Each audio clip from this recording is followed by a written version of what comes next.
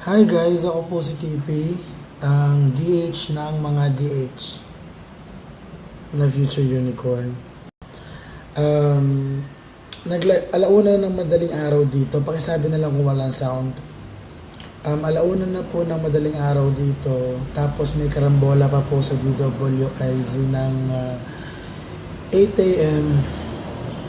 Tapos magpapahinga na dapat ako. Kaya lang, may naisip ako, nagsusulat ako ng article ngayon, so malamang wala akong tulog.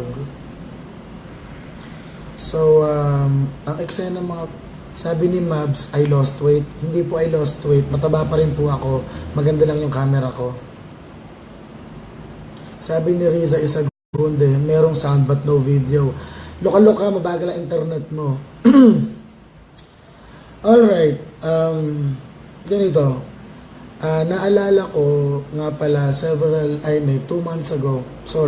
month, nung Senate hearing, minention ni Senator Kiko Pangilinan yung article na sinulat ko last year na yung why LP needs to assassinate Rodrigo Duterte. Hindi ko sinasabi noon na i-assassinate nga talaga ng LP si Duterte, pero sinasabi ko noon kailangan nilang i-assassinate. Alright? Ngayon, syempre, yung assassination kasi masyadong drastic yun. Masyadong drastic na plano yun and with very unpredictable results. Alright? So, ang tanong dito, meron na bang mga conditions na meron na bang mga bagong discoveries, bagong mga developments na magne-necessitate ng assassination ni Pangulong Duterte? Alright? So, ang tanong mga friends, ganito.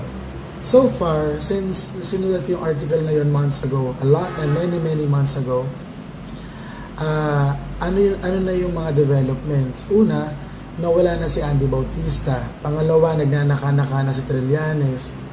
Pangatlo, si Chief Justice Lourdes Sereno, nasa malamang din na ma-impeach ng lower house. Tapos, pang-apat, si Vice President Leni Robredo, while not in any risk of being removed from office via impeachment, ay nagsasuffer pa rin ng very low popularity ratings.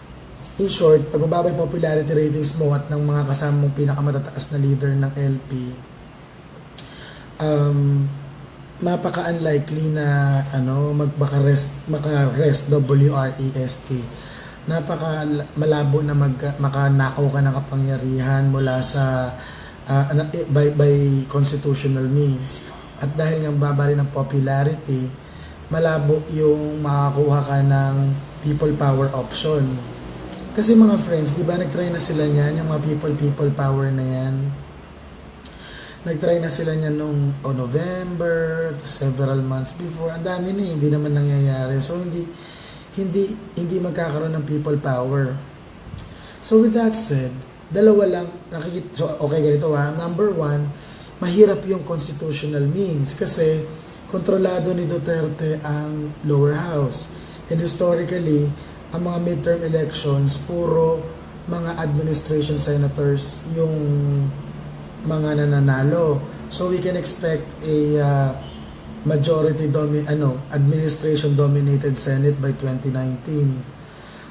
Bukod kontrolado na Duterte executive, kontrolado pa niya yung legislative. Tapos bukod ron, by end of 2019, 10 justices na ang nag-resign dahil nag-reach na sila by then ng mandatory retirement age of 70. In short, 10 sa mga justices yung magsa-70 before 2019 ends. So that means magkakaroon ng at least 10 Duterte appointees by 2019. So by end of 2019, it's very likely that Duterte will be controlling the executive, legislative, and judiciary branch. Right? Kung ikaw ang political opposition, papayag ka ba nun? Hindi. Pero despite that, I think the Liberal Party still has two options. Number one, they could wait it out. In short, ano to? They have two options. Una, they could either, di ba napapansin niyo pag pagod ako, kalmado. Kaya po ako kalmado sa Senado kasi pagod po ako noon. Ngayon po pagod ako kaya wala po akong energy. Alright. So, ang tanong dito mga friends, wait lang. Ang tanong rito mga friends, ano yung mga options ng LP? Ang first option is intayin na mag-step down si Duterte in 2022. Basically, wait it out. Which is, just the right thing to do in case wala kang constitutional means to gain some power. Kasi di ba, syempre, pag opposition ka, gusto mo, may say ka man lang sa Senado o may say ka sa Kongreso, kaya lang wala na nga by end of 2019. Dahil nga magiging administration dominated lahat. Or gusto mo naman, may power ka man lang sa Supreme Court. Pero mawawala din dahil nga by end of 2019, which is approximately 2 years from now lang, dominated na ni Duterte dominated na ng Duterte appointees ang Supreme Court. Alright? So, let me just check. Kasi may article ako dati, ang title, Supreme Court Math. Thinking Pinoy, Supreme Court Math. Na nilista ko doon yung mga justices in order na pagtalsik nila o pag-resign nila. Hold on. Ito yung listahan So, di ba nag-retire na si Justice Jose Perez noong December 14, 2016. Nag-resign na rin si Brio noong December 29. Si Bienvenido Reyes nag-retire na rin noong July 6, 2017. Nag-retire na rin si Jose Mendoza noong August 13, itong taon lang. Si Teresita de Castro magre-retire next year, October 8. So, anim na yung ma-appoint ni Duterte by end of 2018. Ngayon, kung gusto natin ng majority, which is 8, maghihintay tayo hanggang September 26, 2019, kung saan magre-retire din si Justice Del Castillo at saka si Justice Hardeleza. Ngayon si Del Castillo, parang alam ko kakampi ni Duterte yun So okay lang.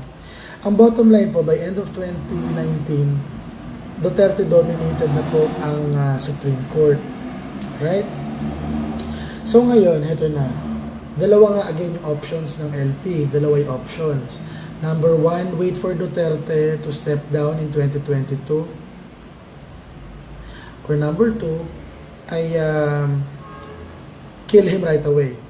Alright? So ngayon, ito na. If you can remember, 2 days ago, pag gumaganon yung camera, putangin ng camera ng S8 area. Dali nga lang, ayusin ko lang, kukuskusin ko lang ng konti. O yan. So, kasi ako pag pinatitignan ko yung mukha ko sa camera, nahihilo ko putangin ng yan. Dali nga lang, yosin lang ako isa.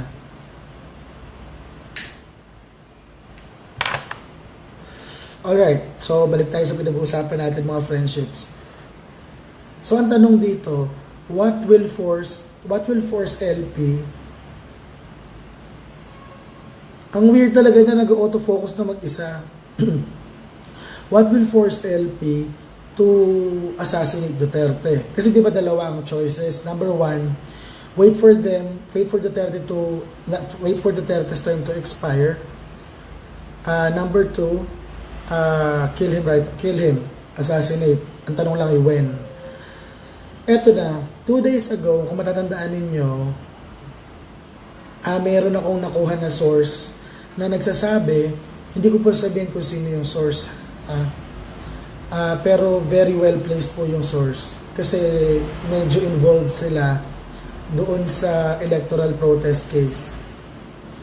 Nalik po doon na nung pong dinecrypt yung mga SD cards, yung mga memory cards ng PCOS machines para sa Camarines, Camarines Sur yata yun, or Camarines, parang sa dalawa.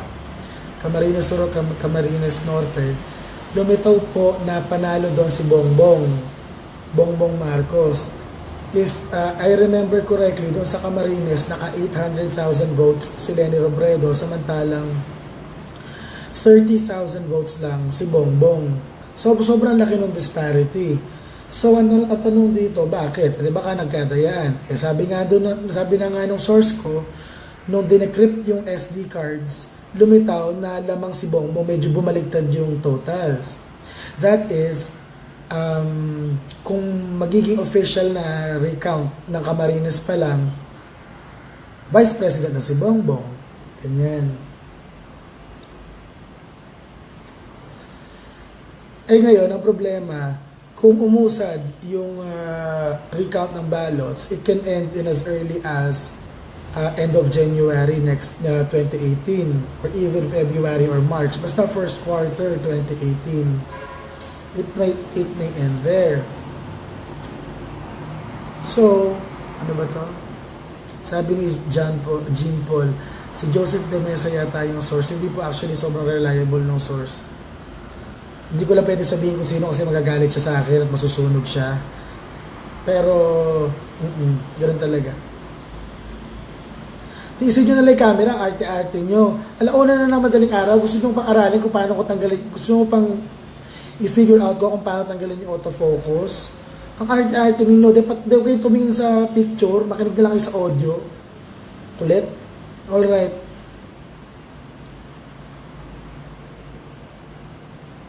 Okay, anyway.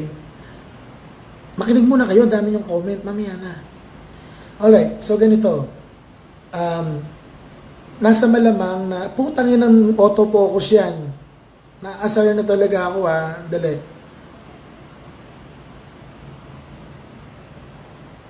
Alright. So, saan na ba ako? Ayun.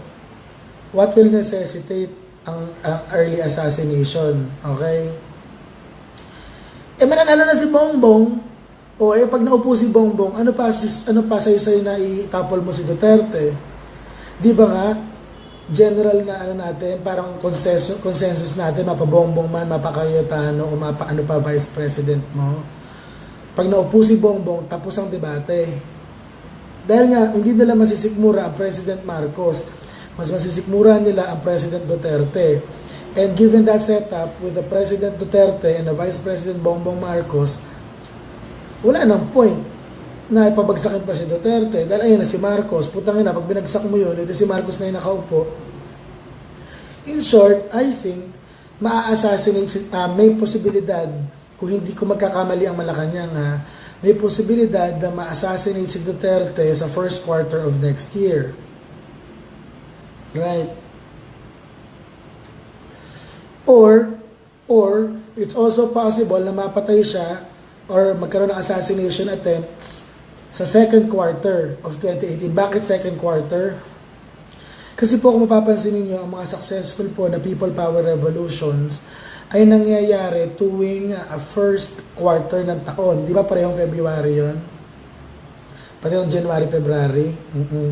So, since massively unpopular yung LP, they would prefer to assassinate Duterte sometime in, say, April or May, kung kailan sobrang init, na hindi tayo makakapag-people power kasi nga mahi-heat stroke tayong lahat. Ganun kasimple. Unless nila magdala kayo ng portable na aircon. Ngayon, given that, kasi maupo na nga si diba? Hindi ibig sabihin din nun na LP yung papatay. Gets nyo? Dalawa posibilidad. Either one, LP, na obvious na choice, LP ang papatay. Or militar. Bakit militar? Obviously yung LP di ba? So hindi na natin masyadong i-eksenahan yun muna. Eksena muna tayo sa militar. Bakit militar? There may be dalaway posibilidad sa militar. Una, there may be some factions sa AFP na loyal pa sa LP. And they could do that.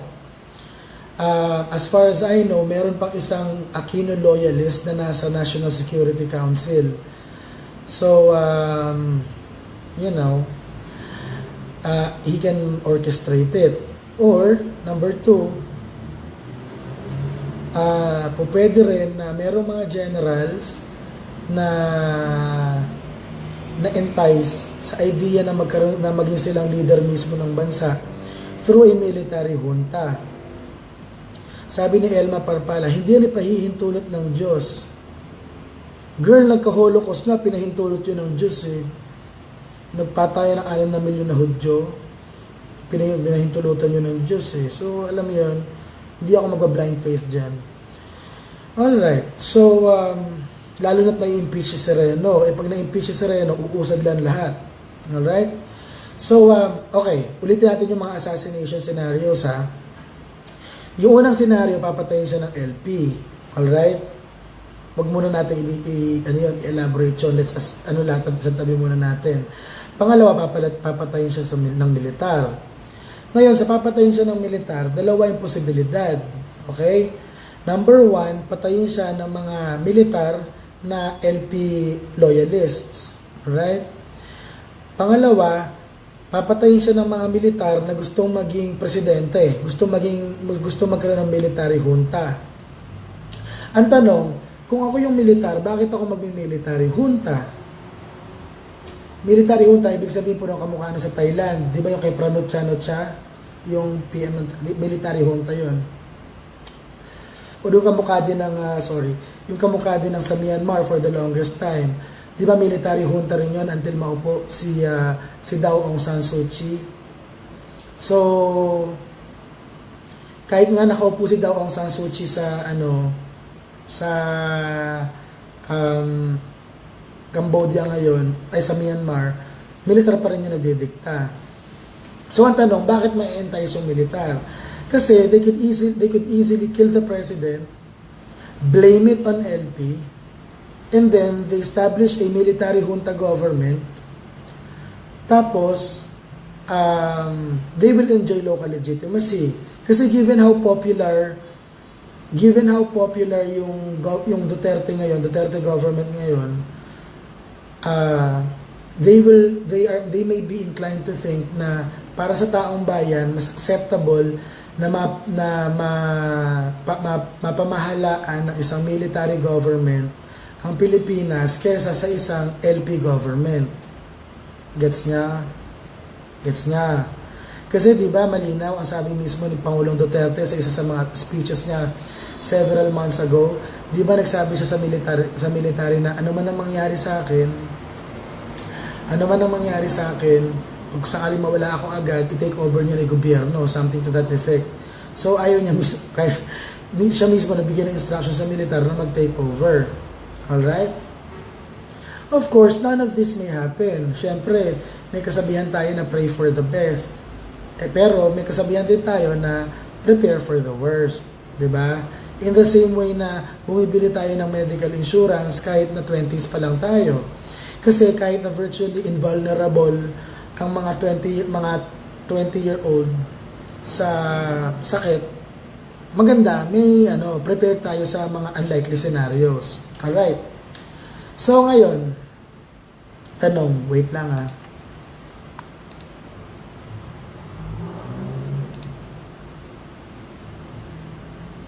Ngayon, ulitin ko yung mga scenarios ha. LP will kill Duterte. Number two, LP loyalists in the military will kill Duterte. Or number 3, the military itself, na hindi LP loyalists, will kill Duterte, pin the blame on the Liberal Party, and then enjoy, leading the Philippines in a military junta. Ngayon, ito na yung mga tanong. Whichever the case, may dalawang post-assassination scenarios, post-assassination, post-takeover scenarios. First, isang military junta na mataas ang domestic legitimacy at mababa ang international legitimacy. So basically, a military junta na suportado ng taong bayan kasi ayaw nila sa LP, pero hindi suportado ng international community dahil alam nila na may succession rule. Diba? May rule of succession. Now, ano ba? Pangalawa, an LP administration, an LP-led government na mababa ang domestic legitimacy dahil nga widely hated ng taong bayan, pero mataas yung international legitimacy. Kasi nga, di ba, sa kakadrum up nila ng AJK sa tulong ng fake news ni Maria Ressa, kumbinsido ang mga ibang bansa, malalo na yung West na may kapangyarihan na mag-effect ng regime change sa foreign governments. Kumbinsido sila na hindi karapat-dapat na maging gobyerno ang gobyernong Duterte. Dalawa yon. Yun yung pangalawang possibility. Ngayon, assuming number 2, gugustuhin ba ng LP na meron parang de facto massive civil, hindi, iisipin ba ng LP na magkakaroon ng massive civil unrest? Ganon. Massive civil unrest, may civil disobedience na bonggang-bongga, ganyan. Gusto ba nila na mamahala sa bansang ganon? Well, ang feeling ko, mabuti na yun kaysa wala. Mabuti na yun kaysa feeling nila pinapersecute sila. Parang yung ginawa ni Pangulong Gloria Arroyo nung EDSA 3. Kasi alam niyo from 2001 to 2010, mababa ang trust rating ni Arroyo. Napakababa. And, paano ba to? Pero, matatandaan din nyo, nung around mid-2010s, nung mid-2000s, di ba nagkaroon ng EDSA 3? Yung madugo na EDSA 3, yung violente. Ang ginawa ni Arroyo nun, gumamit ng military force, gumamit ng force para ikwel yung de facto rebellion ng EDSA 3 or de facto revolution. At kahit madaming nasaktan na taong bayan, hindi pa rin siya nagkaroon ng threat sa kanyang life, sa kanyang administration, sa continuity ng kanyang administration, kasi mataas yung international legitimacy. Hindi ito yung tipong kamukha ni Chiang Kai-shek. Kung matatandaan niyo yung history ng China at saka Taiwan, di ba? Nung araw, medyo demokratiko yung China, led by the Kuomintang. Tapos, ang leader nila si Chiang Kai-shek. Kaya lang, di ba, nagka-communist takeover ni, yung ang leader si Mao Zedong. Tapos, ang ginawa nila Chiang Kai-shek, lumipat sila sa Taiwan. Doon sila nag-set up ng government in exile habang tinake over ni Mao Zedong yung China, yung mainland. Ngayon, until parang late 70s, ang nire-recognize ng United States ay gobyerno ng Taiwan bilang legitimate gobyerno ng China. Pero eventually ang na-recognize din ay yung communist China nung naggina sila ng power. So balik tayo sa tanong, bakit enticing pa rin for LP na maging sila yung pangmahalaan kahit may massive civil unrest? Kasi mga friends, ang ini-imagine ko dyan, patahimikin na lang nila yung local, kontrolado naman nila yung traditional media. So information na nag-get out na lumalabas sa Pilipinas, generally kontrolado pa rin nila. Tapos, since si Maria Ressa ay sobrang, well, I would say na she was successful in convincing the international community na ang mga bloggers sa social media ay manufactured noise, ay propaganda machines, hindi na magiging kasing effective sa pag-reach out sa international community kung sakaling tayo mismo mga taong bayan yung magreklamo. So, may shield na. Kumbaga, yung influence namin ni Mocha, ni Sas, nila Mark Lopez, nila whatever, lahat ng mga Duterte vloggers, pro-Duterte or Duterte-aligned vloggers, hindi kami pakikinggan internationally. So, they can contain yung flow ng information. They can arrest, they can control it. So, in short, kahit na magpatayan dito, kahit na magkaroon man ng Mendiola Massacre Part 2, the LP government, a prospective LP government will survive. Similar sa ginawa ni Gloria nung EDSA 3. Di ba, kinwell niya yung EDSA 3 na violente, pero buhay pa rin siya. Hindi ni-recognize yung revolting faction ng international community. Alright? So, I think yun na yung sorry paikot-ikot yung paliwanag ko ha. Magulo yan, no?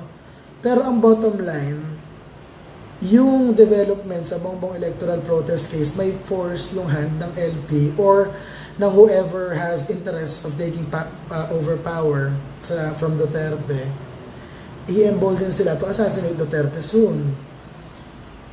So I'll explain it more clearly sa isang article. Ipapaka-publish ko either this morning or tomorrow evening. Alright? Tapos, para mas mapaliwanag ko sa inyo ng maigi. Kasi nga, hindi ko maipaliwanag in words. Kasi di ba yung kwento, sala-salabit? Ang hirap ikwento ng linear lang na kwento. Alright? So, yun na lang po muna. Gusto ko lang po kasing i-live kasi nagsusulat ako tapos nagme-mental block kasi nga pagod na. So, ikinuwento ko sa inyo para mas madali ko ma-imagine yung mga scenarios. Okay? Pero, syempre, despite all of this, ang masasabi ko lang, sana hindi nga mangyari, sana hindi totoo yun. Pero, again, yung kasabihan na, hope for the best, prepare for the worst. Alright? So, hindi pa po yun yung buong kwento, meron pang part na kasama yung PCOO at saka RevGov. May angulo pang ganun. Pero, let's see. Isama ko na lang sa mismong article. Pero kasi yun, hindi ko na diniscuss sa Facebook Live kasi na-imagine ko na kung paano ko isusulat. Alright? So, yun na lang po muna. So, may mga tanong-tanong kayo? Pero sino ang sabi ni Tony Sebastian, sino ang nauubusan ng oras? Ang LP ba o ang DDS? Ang LP nauubusan ng oras. Maraming oras ang DDS.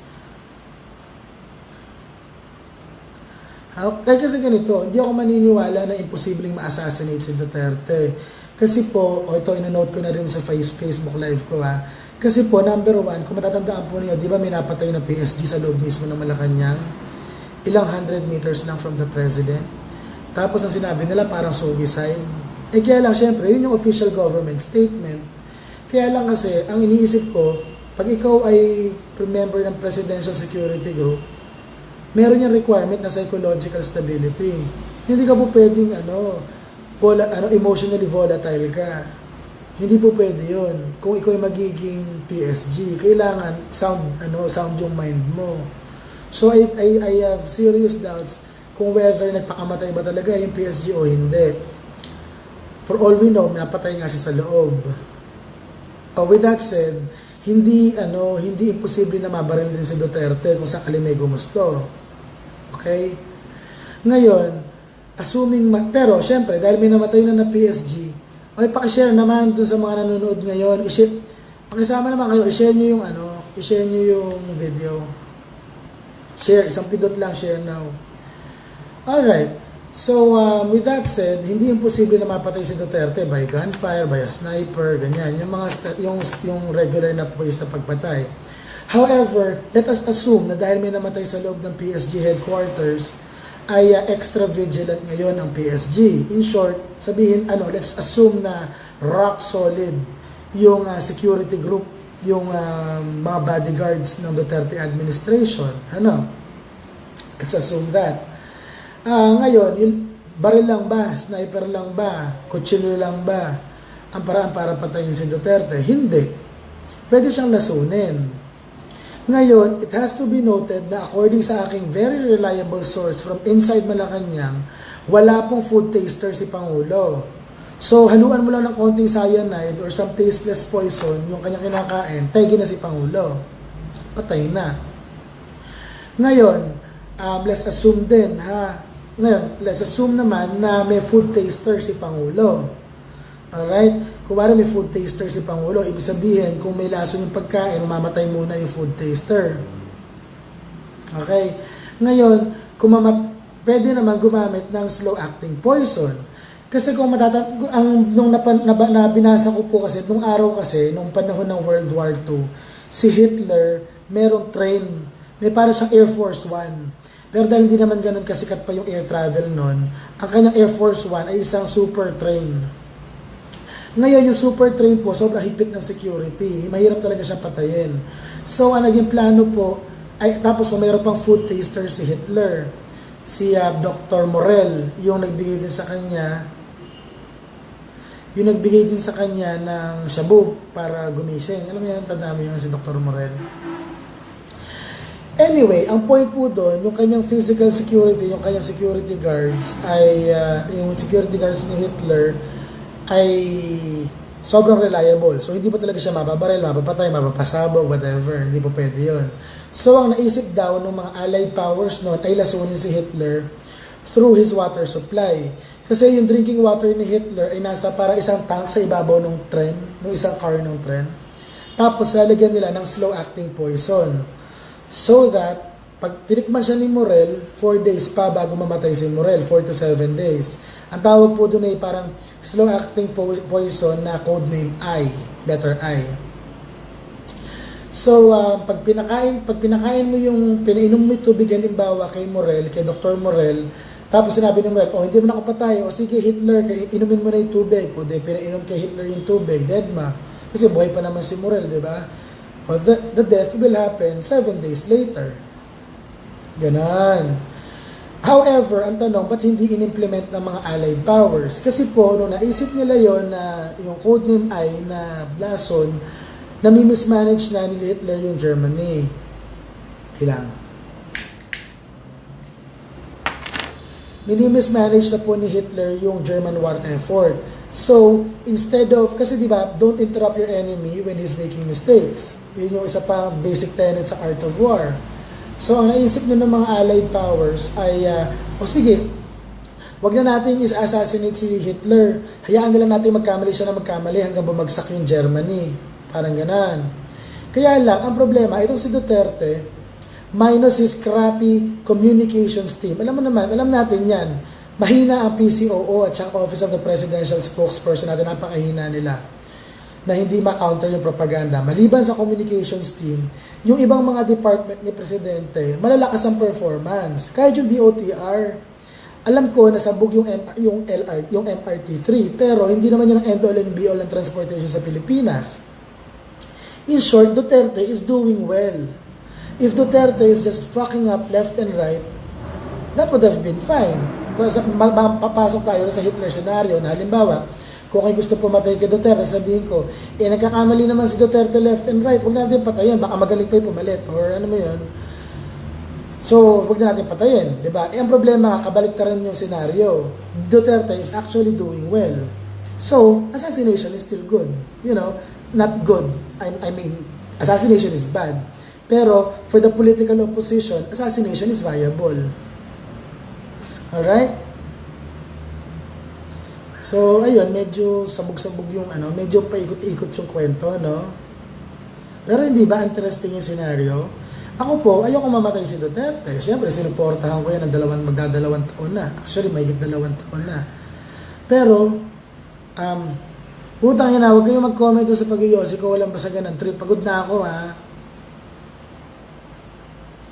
Pero, ang maganda po kasi, aware tayo dyan. Kasi po, I remember a very highly, well-placed official telling me that they are using the Marcos rulebook on Duterte. They're using the Marcos rulebook.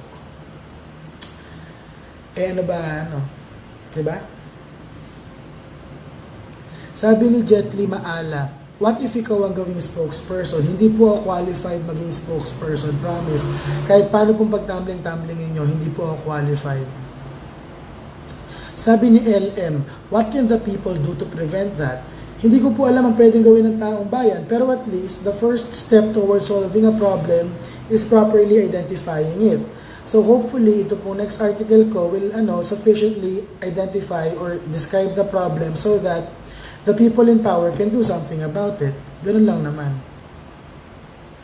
Sabi ni Daniel Fernandez, TP, parang binigyan mo ng idea ang kalaban ni Tatay Digong. Hindi naman sila tanga, mga friends. Alam nila yan. Alam nila na aware sila dyan. Hindi ko sinasabi gusto nilang gawin, pero aware sila dyan. Aware sila sa mga possibilities na yan.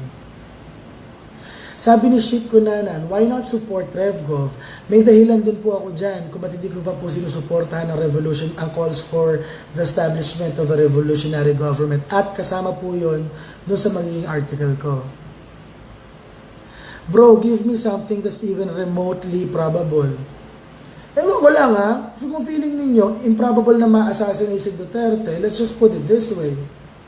If I'm gonna put myself in LP's shoes and given all I know right now, I will want to kill Duterte. Yun talaga yun. Next, thank you TP sa concern kay Duterte. Yan din ang hinala ko assassinate talaga siya. Yeah, hindi imposible assassination mga friends. For all we know, may assassination attempts na hindi binalita. Kaya lang, syempre, di ba, given his massive popularity, assassination attempts can cause public unrest na baka mamaya malagay sa alanganin yung mga hini-hate ng publiko, i.e. traditional media, LP politicians, baka mag-public backlash kanila. So kung ako si Duterte at na-assassination attempt ako, tatahimik lang ako, hindi ko i-announce. Kasi ayokong mag-retaliate yung taong bayan sa oposisyon. Kasi mas malaking problema yon PR-wise. Gets nyo? They won't kill PRRD kasi sila hindi ang papalit dahil lalo silang walang mapapala sa next presidential election. That's also possible. Kaya lang, what if hindi naman si Lenny ang papalit? Kasi ang sinasabi ninyo, ayaw nilang kapalit si Lenny. Ang tanong, si Lenny ba yung papalit? Yes, sa succession rule, sa rule of succession, si Lenny yung papalit. Pero ang tanong, susundin ba yung rule of succession? There are so many ways to skirt around that. With varying difficulties and with different risks. Pero that's another story. Sabi ni Giovanni Martinez, TP, it's a chaotic scenario if Duterte is assassinated. I also agree with that. Kaya lang, if I'm gonna put myself in LP's shoes, I'd rather be a king of a burning Philippines than a beggar, than a pauper among the living. Gets nyo? Kaya wala akong kapangyarihan. This is better than nothing. Mas gusto ko pa maging presidente ng Philippines na magulo kung ako yung nasa oposisyon ha. Mas gugustuhin ko maging presidente ng Pilipinas na magulo kesa sa wala akong kahit anong kapangyarihan. Especially nga na ang opposition ngayon ay feeling na sobrang persecuted. 'Di ba? God will protect the president in the name of Jesus. God bless the girl. Ayoko ng puro Diyos. Masyadong masyadong fatalistic yan, girl. Ayoko niyan. Sige, magdasal kayo kung magdadasal. Pero girl, kahit paano dasal mo, hindi mo kaya, hindi mahirap i-Wonder Woman yung mga bala. Mahirap i-Wonder Woman yung poison. Kasi kahit si Superman, na halos kasing laki na ng Diyos, nadadali pa ng kryptonite. Alright, last 2 questions po bago ko magpahinga. Kasi antok na po talaga ako. Kahit sino papalit, they won't dare. Dahil nga, 4 years na lang, madadali sila ni BBM. That's incorrect. Kasi po, pag, halimbawa, na-assassinate si Duterte sa January, mali. Na-assassinate siya anytime from January to April. Ang mag-a-appoint po ng Supreme Court, remember ha, ang mag-a-appoint ng Supreme Court ay yung magiging bagong presidente. Si Lenny halimbawa, or somebody from LP, for example, ganyan. And they will appoint justices na syempre ay sympathetic sa kanilang cause. In the same way na sympathetic si Sereno at saka si Justice Leonen sa LP ngayon. Eh ngayon, sino ba magde-decide sa electoral protest ni Bongbong? Supreme Court. Sino magiging appointee ng Supreme Court? Di ba remember, sinabi ko sa inyo, by end of 2019, 10 ang appointees. So far, may 4 na appointees na. Mas matagal pa yung susunod. Mga ilang buwan pa. So if they assassinate him within the next 2 months or 3 months, yung 6 na left to appoint ay left to be appointed ay ma-appoint ng LP. So magkakaroon sila ng majority, basically magiging pag napatay agad si Duterte, magiging LP appointed yung majority ng Supreme Court. So matatalo si Bongbong. 'Di ba? Last 2 questions, totoo na to. Parang nagdasal ka pa, kaya kinasuhan ka kasi fake news ka, tarantado. Hay nako, si Ali Guartel, good luck na lang sa'yo. Kasi alam mo, 4-5 oras akong ginisa doon sa Senado noon. Napatunayan ba nila may fake news? Wala. Ewan ko yung 5 pinakamatatalino ninyo, hindi naman ako napatunayan may fake news. Ikaw pa kaya? Good luck na lang sa'yo. Sabi ni Maurice Martinez, what if we go to civil war if that happens? That's also possible na magkaroon ng civil war. However, I am not certain kung magkakaroon ng civil war sa Luzon. Malamang magkaroon ng civil war sa Mindanao or they would declare secession. But that's Mindanao. Again, if they declare na they're in an independent country, at least, OLP, presidente pa ng Luzon at Visayas, presidente pa rin sila. Diba? Last question. Civil war, malabo. Saan kayo kukuha ng baril? Saan kayo kukuha ng supplies? Wala naman tayong homegrown industry. Kung magkaroon ng civil war, kailangan natin ng international support. Sino magpopondo? Sino magbibigay ng war materials? Ang hina-hina ng manufacturing natin. Tapos putya, ROTC nga lang, ang tamad-tamad yung pumasok. Gusto nyo civil, CWTS na lang. Tapos gusto nyo pa gera. Girl, labo ng civil war. Alright, last question. Yung civil war sa Luzon at Visayas. Yung sa Mindanao, ibang usapan yon. Sabi ni Cheryl Osares, kapag may secession, lilipat ka ba sa Davao?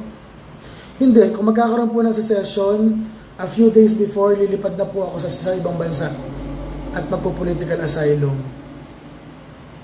Kasi nga po, isa sa mga pinakamalaking dahilan din kung bakit ako nag-decide na maghanap buhay sa Karambola, sa Tiro Radio Show. Kasi nga po, di ba hindi ako tumatanggap ng pera sa gobyerno for the past 2 years. Tapos, di ba mga donate lang na pucho-pucho. Tapos, personal savings lang ginagastos ko din. Paubos na ang pera ko. Kailangan ko po mag-ipon. Kung sakali po na manalo na naman ang dilaw sa 2022, maasahan po namin ni Mocha at ni Sas na kami yung isa sa mga uunahin na ipakulong. So, pag halimbawa, kasagsagan ng campaign season at makikita namin na mananalo yung dilaw or dilaw align, lilipad na ako para mag-political asylum somewhere. Alright? Yun na muna. Isusulat ko na lang po muna yung article. Most probably po bukas na lang ng hapon ko siya mapapublish, ha? Kasi po pagod na talaga ako. Kailangan ko matulog kasi may karambola po ng alas 8 ng umaga. Share ko po sa Facebook page ko yung live feed nun, ha? TV, paano yan? Dinimanda ka ni Trillanes. Iniisa-isa kayong mga vlogger ni Duterte. Anyone can file a case. The question is whether they're gonna win it. Girl, wala pa nga ni probable cause. Hindi pa na-determine ng prosecutor. For all we know, baka i-dispatch na ng prosecutor yung kaso nang wala man lang arraignment, nang walang warrant of arrest, nang walang pag-submit sa regional trial court. Kasi nga, bobo yung Trillanes niya kung ano lang sinasampa. Alright, so again, yun na lang po muna. Again, ako po si TP, ang DH ng mga DH, na future unicorn, na may pakpak ng rainbow, na umuutot ng mali, na may pakpak na basta ganon. Signing out.